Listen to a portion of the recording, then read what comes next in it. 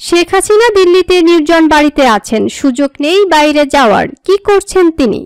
ছাত্র জনতার ব্যাপক আন্দোলনের মুখে গত 5 আগস্ট দেশ ছেড়ে পালিয়ে যান সাবেক প্রধানমন্ত্রী শেখ হাসিনা। ওই দিন ভারতের রাজধানী নয়াদিল্লিতে আশ্রয় নেন তিনি। কথা ছিল দিল্লি হয়ে বোন শেখ রেহানা সঙ্গে যুক্তরাজ্যে চলে যাবেন, তবে সেই সুযোগ পাননি তিনি। 5 আগস্ট দিল্লির হিন্ডন বিমান ঘাঁটিতে হাসিনাকে বহনকারী বিমান অবতরণ করে। এরপর তার নিরাপত্তার দায়িত্ব নেয় ভারতীয় বাহিনী। আন্তর্জাতিক পুরস্কারপ্রাপ্ত অনুসন্ধানী সাংবাদিক সেলিম সামাদ ভারতীয় সংবাদ মাধ্যম নর্থ ইস্ট নিউজের লেখা এক প্রতিবেদনে দাবি করেছেন, শেখ হাসিনা দিল্লির কাছাকাছি একটি বিমান ঘাঁটির নিরাপদ বাড়িতে আছেন। সেখান থেকে তিনি কারো সঙ্গে যোগাযোগ করতে পারছেন না। সেলিম সামাদ তার প্রতিবেদনে এক অজ্ঞাত সূত্রের বরাতে লিখেছেন, সূত্রটি নিশ্চিত করতে পারেনি 5 আগস্ট শেখ হাসিনা যখন হিন্ডন বিমান ঘাঁটিতে যান তখন তাকে গৃহবন্দী করা হয়েছিল কিনা। তবে সূত্রটি নিশ্চিত করেছে প্রধান উপদেষ্টা ডক্টর ইউনূস শপথ গ্রহণের পর মোদির সঙ্গে যখন প্রথমবারের মতো টেলিফোনে কথা বলেন, এরপর শেখ হাসিনাকে একটি নিরাপদ বাড়িতে নিয়ে যাওয়া হয়।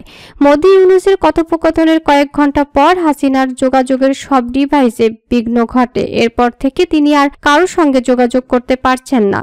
সূত্রটি আরও জানিয়েছে, হাসিনার ওই বাড়ির বাইরে যাওয়ার অনুমতি নেই, এমনকি ঘাঁটির ভেতর সেনাদের জন্য থাকায় একটি সুপার শপেও যাওয়ার সুযোগ পান না তিনি। অথচ তার বাড়ি থেকে সুপার শপটিতে হেঁটে যাওয়া যায়। তিনি আরও লিখেছেন, শেখ হাসিনার মেয়ে সাইমা ওয়াজেদ বিশ্ব স্বাস্থ্য সংস্থার আঞ্চলিক পরিচালক হিসেবে দিল্লিতে অবস্থান করছেন, কিন্তু তিনি এখন পর্যন্ত তার মায়ের সঙ্গে দেখা করার সুযোগ পাননি। যদিও শেখ হাসিনা 1 মাস ধরেই দিল্লিতে আছেন। শেখ হাসিনা যখন ভারতে পালিয়ে যান তখন ছেলে সজীব ওয়াজেদ জয় জানান তিনি দিল্লিতে গিয়ে মায়ের সঙ্গে দেখা করবেন, কিন্তু জয়কে দিল্লিতে আসতে বারণ করা হয় কারণ তিনি এসে দেখা করতে পারবেন না। এছাড়া হাসিনার ফোনের সংযোগ বিচ্ছিন্ন করে দেওয়া হয়েছে, ফলে পরিচিত কারোর সঙ্গে কথা বলতে পারছেন না তিনি। হাসিনাকে যে নির্জন বাড়িতে রাখা হয়েছে সে ব্যাপারে তার ছেলে মেয়ের নীরবতা স্পষ্ট।